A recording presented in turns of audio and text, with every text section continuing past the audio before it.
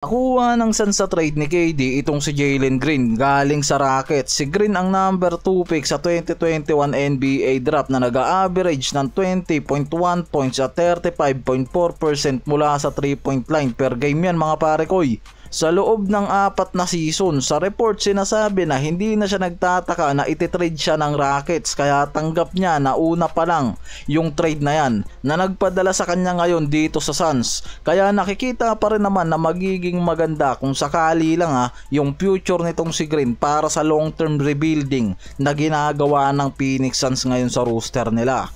Dahil ang Suns una pa lang naman talaga nakapokus na sa retooling sa paligid ni Devin Booker. Isa yan sa dahilan kung bakit winasak ng mga to ang big three nila at itong si Bradley Beal naman ngayon winave na ang contract. Kaya si Devin Booker na talaga ngayon ang magiging main core ng Suns dahil halos kakapirma lang rin niya ng bagong contract niya mula sa 145 million sa loob ng 2 taon. Nakikita na binitawan ng Suns ang veteran superstar na si KD pero magandang kapalit pa rin ang nakuha nila na mas batang star si Green. Nakikita na pwedeng maging kombinasyon to para kay Devin Booker at sinabi pa nga mismo nitong si Jalen Green sa isang interview na pwedeng sila yung maging deadly scoring duo para sa Suns ngayon. Ito yung dahilan dahil alam naman natin na si Booker at Green parehas maaasahan pagdating sa opensa at mga off-ball movement. Ito yung dynamic na magbibigay ng attraction sa depensa ng opponent. Kumpiyansa si Jalen Green ngayon dahil sinabi mismo nito sa interview na pareha silang elite scorer ni Devin Booker.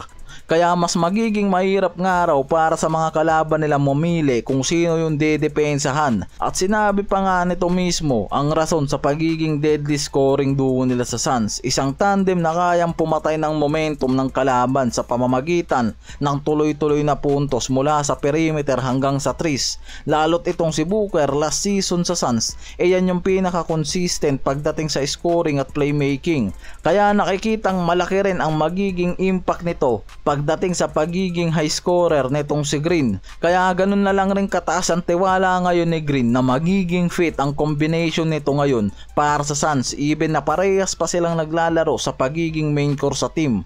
At kung magiging balance nga raw ngayon ang rebuilding na ginagawa ng Suns, paniguradong malaki pang improvement ang mangyayari sa mga to at lalong tataas ang offensive depth nila at bumalik sa pagiging competitive yung team nila sa Western Conference. Nag-decline ng player option sa Dallas Mavericks si Kyrie Irving para kuhanin yung bagong contract niya na nagkakahalaga ng 119 million para sa 3 taon. Madalas talaga yung ginagawang strategy ng mga players na mas gustong makakuha ng mas malaki o higit pang contract sa team nila. Tulad nga ng ginawa ngayon nitong si Irving.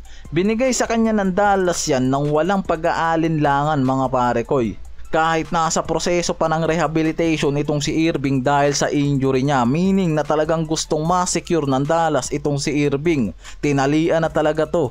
Even na may injury yan, di tulad ng ginawa ng Bucks dito kay Damian Lillard. Matapos yung injury, halos isang season ma-evaluate yan.